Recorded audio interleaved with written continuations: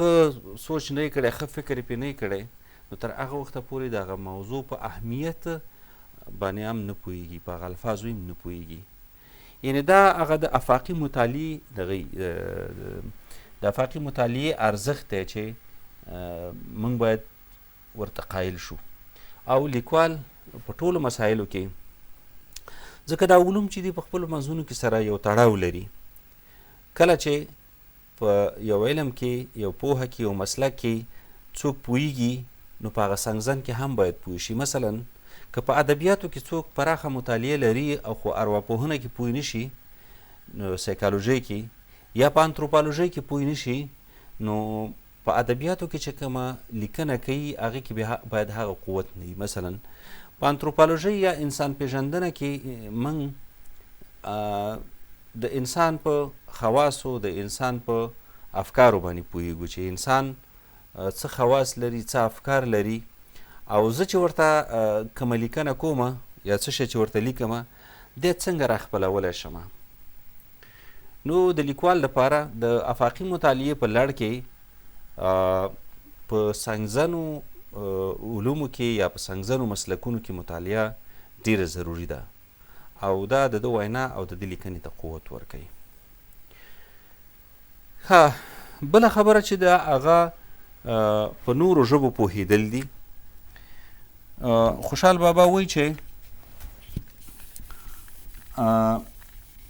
پردۍ ژبې زده کول که لوی کمال دی، خپله ژبه هیرول بې کمالي ده. دا دقیقه خبره ده. په نورو ډیرو ژبو پوهېدل کمال دی، خو خپله ژبه به نه هیرېده، نه هیرو. په نورو پوهېدل، په نورو ژبو پوهېدل، البته ژبو پوهېدل. وګورئ، موږ تاسو په دې ورځو کې ډېره دا خبرې اورو چې ځینې خلک دي چې په خپلو ملي ژبو نه پوهېږي. دا دقیقه خبره ده. هغه څوک چې د خپل ملت په ژبه پوه نه شي، ملت ته به یې پیغام څه وي؟ که هغه وزیر وي، که هغه په پورته مقام کې څوک وي، که هغه رئیس وي، که هغه د ولسوالي، که هر څوک وي چې د ولس په ژبه پوه نه شي، نو بیا به آیا ترجمان ورته نیسي؟ نو په نورو ژبو پوهېدل کمال دی، خو خپله ژبه هیرول بې کمالي ده. بل د وخت حالاتو او چاپیریال پیژندنه ده. د وخت حالاتو او چاپیریال پیژندنه بیرته په هغه انتروپالوژي پورې اړه لري، یا چاپیریال پیژندنه دا یو بیل بحث دی. یو د چاپیریال فیزیکی پیژندنه ده. مثلا د چاپیریال ساتنې اداره مکلفیت لري چې هغه توکي خپاره نشي په چاپیریال کې چې چاپیریال خرابوي. یا د کرنپوهانو دغه دا دی، مسؤلیت دا دی چې په دې باندې کار وکړي چې چاپیریال کې څنګه بوټي وکري، څنګه هغه راشنه شي او چاپیریال ورباندې جوړ شي. دا د هغوی کار دی. خو موږ خپل چاپیریال باید وپېژنو. هغه چاپیریال په معنوي لحاظ باندې دی. د هر چا د په افکارو باندې پوه شو. د هغوی د یو ټولنیز، دلته هدف زموږ ټولنیز چاپیریال دی. نو د ټولنیز چاپیریال پېژندل دا ډېر ضروري دي. بله مهمه خبره زموږ په لیکنه کې د عدالت او انصاف حق پلوي ده. دغه وایي، محمدین مقید وایي چې یوسف که په کوهي کې د انصاف کوي غږونه، کوي برادران پیراهن سره انصاف. یعنی انصاف دا ډېر لوړ شی دی. یو ته یې چې ته نه کوي له ما سره انصاف. یا خوشحال خان وایي چې عبادت د یوه ځان دی، عدالت د ټول جهان دی. خدای پاک موږ ته په قرآن کې هم وایي چې اعدلوا هو اقرب للتقوی ولا یجرمنکم شنآن قوم الا تعدلوا اعدلوا هو اقرب للتقوی. د یو قوم دوستی او دښمني دي تاسو دې ته اړ نه کړي چې تاسو د حق لمنه پرېږدئ. نو عدالت او انصاف د لیکوال لپاره هم په الفاظو کې او هم د یو چا د احساساتو په قابو کولو کې، د احساساتو په نه مجروح کولو کې او احساساتو ته د احترام لپاره هم عدالت او انصاف ضرور دی. د عدالت او انصاف معنا دا ده چې موږ که خوراک کوو که څښاک کوو هم زیات ونه کړو. که یو څوک په یوه ډوډۍ باندې مړیږي او دی 2-3 ډوډۍ وخوري، نو څه فکر کوئ چې صحت ته به یې څومره مضر وي؟ زیات خوراک د صحت ضامن نه دی، بلکې کم خوراک د صحت ضامن دی، او په عدالت سره د هر شي کول. کله چې موږ عدالت وکړو، موږ په ټولنه کې د خلکو په مخ کې په وړاندې محبوب کیږو. د بل چا په حق تیری نه کول دا عدالت دی، د بل چا په حق تیری کول ظلم دی. ظلم او عدالت دوه داسې کلمې دي چې یو د بل په مقابل کې دي.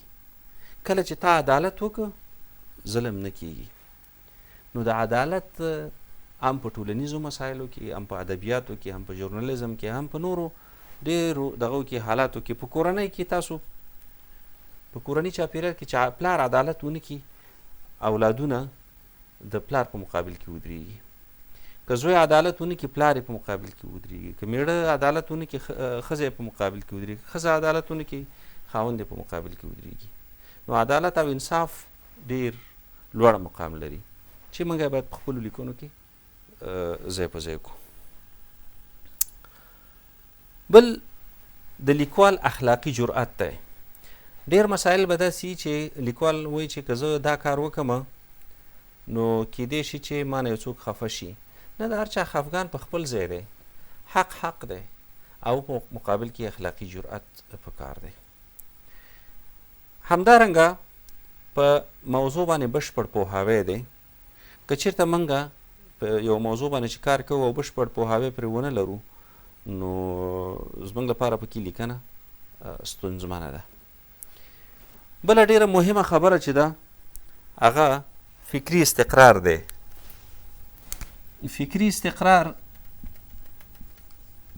دا ډېره مهمه خبره ده.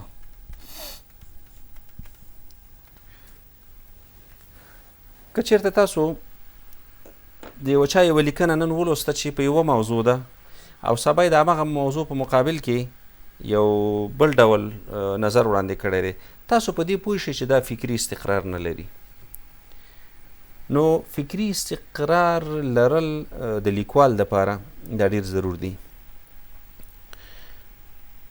لکه څنګه چې ما مخکې د خوشحال بابا یو شعر وویلو چې خوشحال بابا وایي د هغه شاعر دانې وشه په ژبه چې د شعر درداني پلوري په مال.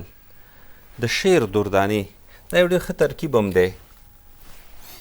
د شعر درداني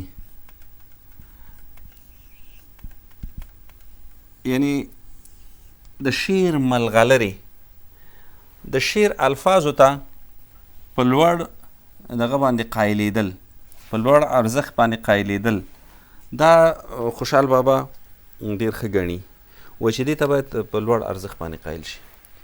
زه تاسو ته یو مثال وایم چې یو شاعر دی، اوس هم ژوندی دی، خدای دې ژوندی لري. هغه وایي چې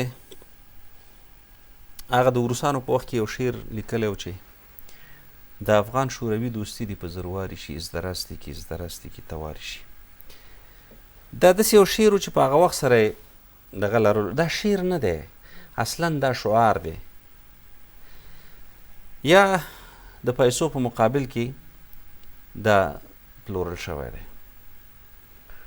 خو یو وخت بیا همدغه شاعر چې په بل نظام کې و، هغې ته هم شعر ویلی دی، او بیا بل نظام چې راغلی هغوی ته هم شعر ویلی دی. دغسې شاعران ځانونه په خپله پیژني چې په مختلفو دورو کې مختلفو چارواکو ته شعرونه وایي. نو دلته یو خو مادیات دی او بل هغه فکري استقرار چې که پرونی لیکنه در پسې څوک راوباسي او نن دې بل څه شی لیکلی، خو دا معنا لري چې فکري استقرار نه لري، او د مادیاتو په مقابل کې دا کار شوی دی. بل د یو لیکوال دپاره د استدلال ځواک. کله چې څوک په یو موضوع کې استدلال کوي